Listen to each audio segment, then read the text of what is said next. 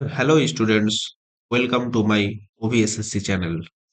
আজকে আমরা একটি ছোট্ট ভিডিওর মাধ্যমে জেনে নেব ইন্ডিয়ান কনস্টিটিউশনের যতগুলো শিডিউল আছে সবগুলোকে আজকে আমরা মনে রাখার চেষ্টা করব। ঠিক আছে? তাহলে চলো।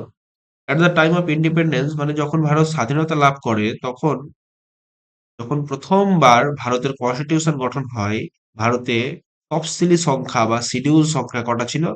না। আর এখন বর্তমানে ১২টা। ঠিক আছে? তো ৮টা থেকে যে ১২টা হলো, এই ১২টা হবে কিসের মাধ্যমে? এর জন্য সংবিধান সংশোধন করতে হবে। সংবিধান সংশোধনী বিল পাস করাতে হবে। সেটা অ্যাক্ট হবে তখনই এটা গিয়ে কনস্টিটিউশনে এড হবে, তাই না? তো ৮টা থেকে ১২টা অবধি যাওয়ার জন্য ৪টা অ্যামেন্ডমেন্ট করা হয়েছে। হ্যাঁ, এর মাঝখানে। চলো, আজকে আমাদের মনে রাখবো কনস্টিটিউশনের শিডিউল।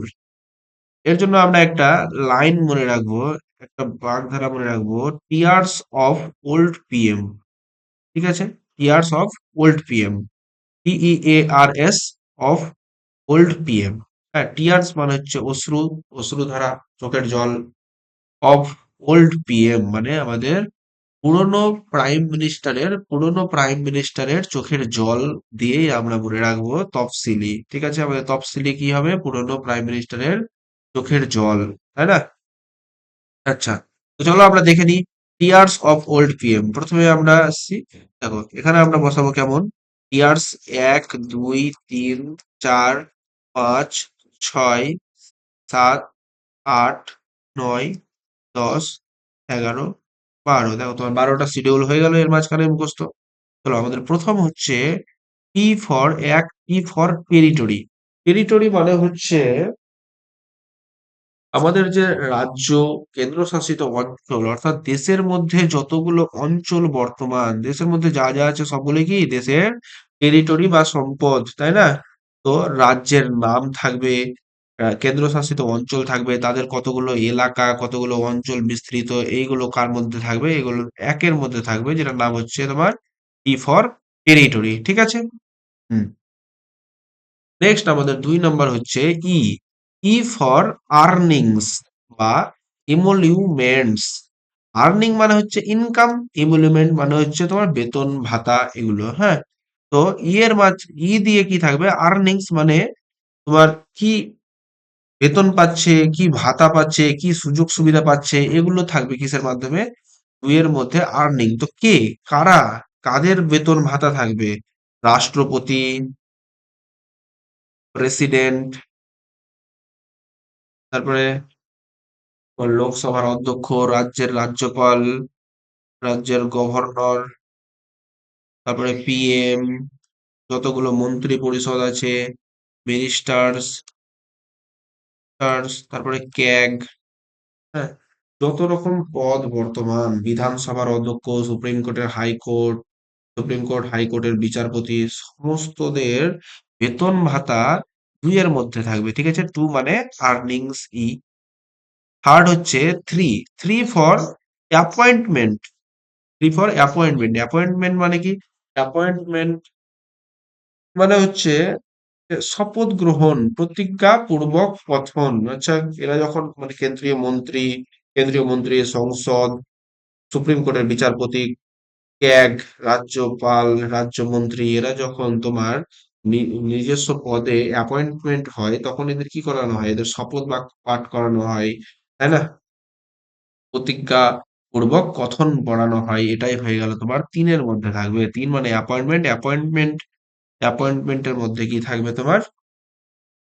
শপথ বাক্য পাঠ করা, প্রতিজ্ঞাপূর্বক কথন ইত্যাদি। ৪, ৪ মানে টিআর, আর ফর রাজ্যসভা।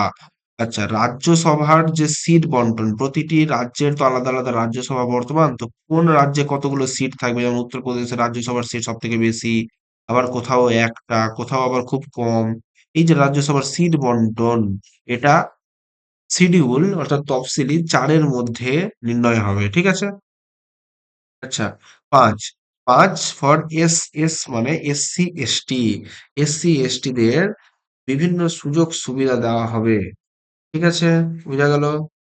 এদের এদের শাসন ব্যবস্থা এসসি এসটি দের জন্য তফসিলভুক্ত অঞ্চলগুলির জন্য শাসন ব্যবস্থার বিধান এবং নিয়ন্ত্রণ থাকবে তোমার কোথায় 5 এর মধ্যে। তারপরে হলো 6, 6 মানে হলো আদার ব্যাকওয়ার্ড ট্রাইবস, ঠিক আছে। তো এর মধ্যে আদার ব্যাকওয়ার্ড ট্রাইবদের যে তোমার শাসনের বিধান কোথায় থাকবে, 6 এর মধ্যে থাকবে। O O for other backward tribes. তো এটা এর মধ্যে কোন কোন রাজ্য বর্তমান, দেখো নর্থ ইস্ট ওয়েতে যাবো যেখানে সেভেন সিস্টার্স বর্তমান, ঠিক আছে। সেভেন সিস্টার্স এর মধ্যে এটিএম উইদাউট মানি এই রাজ্যগুলো বর্তমান থাকবে, ঠিক আছে। এটিএম মানে এটিএম এ মানি নেই। এ এ ফর কি হয়ে গেল, এ ফর হয়ে গেল আসাম, এ ফর অরুণাচল প্রদেশ, অরুণাচল প্রদেশ এটা কোথায় আছে, এটা সব তোমার সেভেন সিস্টার্স এর মধ্যে বর্তমান। টি টি ফর কি হয়ে গেল ত্রিপুরা, ত্রিপুরা। হুম। আর এম, এম দিয়ে 3টা নাম হয়, একটা মেঘালয়, একটা মেঘালয়, একটা মিজোরাম, আর একটা মণিপুর, কিন্তু উইদাউট মানি, সুতরাং মণিপুর তোমার থাকবে না, ঠিক আছে। তো 6 শিডিউলে কটা রাজ্য বর্তমান আছে, 5টা রাজ্য বর্তমান আছে। কি কি, এটিএম উইদাউট মানি, ঠিক আছে। নেক্সট আমাদের 7, 7 of, F for friend, friend বা ফেডারেশন অর্থাৎ যুক্তরাষ্ট্রীয় ব্যবস্থা বা যৌথ তালিকা। ফ্রেন্ড বন্ধু, বন্ধুদের মধ্যে কি থাকবে, কিছুটা তুই নে, কিছুটা আমি নিই, আর কিছুটা দুজনে শেয়ার করে খাবো, তাই না। সুতরাং এর মধ্যে কি থাকবে, ইউনিয়ন লিস্ট, ইউনিয়ন লিস্ট মানে যেই লিস্টটা তোমার ইউনিয়ন এনজয় করবে, যেই লিস্টে যা যা থাকবে ওগুলো ইউনিয়ন ট্যাক্স নেবে বা এনজয় করবে, ঠিক আছে। তারপরে হয়ে গেল স্টেট লিস্ট মানে স্টেটের অধিকারে থাকবে যেসব জিনিস, ওটা হলো স্টেট লিস্ট। বন্ধু এরা, ইউনিয়ন আর স্টেট তো বন্ধু বন্ধু, তাই না। আর একটা হয়ে গেল তোমার কি, কনকারেন্ট লিস্ট, কনকারেন্ট লিস্ট বা যৌথ তালিকা, যৌথ তালিকা। এখানে স্টেটেরও যেমন অধিকার থাকবে তেমন সেন্ট্রালেরও অধিকার থাকবে। নেক্সট 8 নম্বরে হয়ে গেল আমাদের O, O for official language, official language মানে ভাষা। তো আমাদের অফিসিয়াল ল্যাঙ্গুয়েজ কটা আছে, 22টা আছে। কনস্টিটিউশন অফিসিয়াল ল্যাঙ্গুয়েজ কটা আছে, 22টা। যখন কনস্টিটিউশন তৈরি হয় তখন ছিল 14টা, এটা বাড়তে বাড়তে গিয়ে এখন 22টা আছে, হ্যাঁ। নেক্সট হয়ে গেল 9, 9 এ এল, এল ফর ল্যান্ড, ল্যান্ড মানে কি, ল্যান্ড মানে হয়ে গেল জমি। তো জমি সংস্কার, ভূমি সংস্কার, জমিদার প্রথা, এগুলো তোমার কোথায় থাকবে, 9, 9 শিডিউলে থাকবে, হ্যাঁ। তো 9 শিডিউল আমি বলেছি 8টা অবধি ছিল, তারপরে যেগুলো অ্যাড হবে সেগুলো কি করা হবে, সেগুলো কনস্টিটিউশন অ্যামেন্ডমেন্টের মাধ্যমে অ্যাড করা হবে। তো এটা 9 শিডিউলটা অ্যাড করা হয়েছিল ফার্স্ট সিএ 1951 সালে, 1951 সালে প্রথম কনস্টিটিউশন অ্যামেন্ডমেন্টের মাধ্যমে। তারপরে গেল 10, 10 মানে ডি, ডি ফর ডিফেকশন বা দলত্যাগ বিরোধী আইন, ডি ফর ডিফেকশন বা দলত্যাগ বিরোধী আইন। এটা কত সালে অ্যাড হয়, এটা 1985 সালে 52তম কনস্টিটিউশনাল অ্যামেন্ডমেন্টের মাধ্যমে অ্যাড হয়েছে।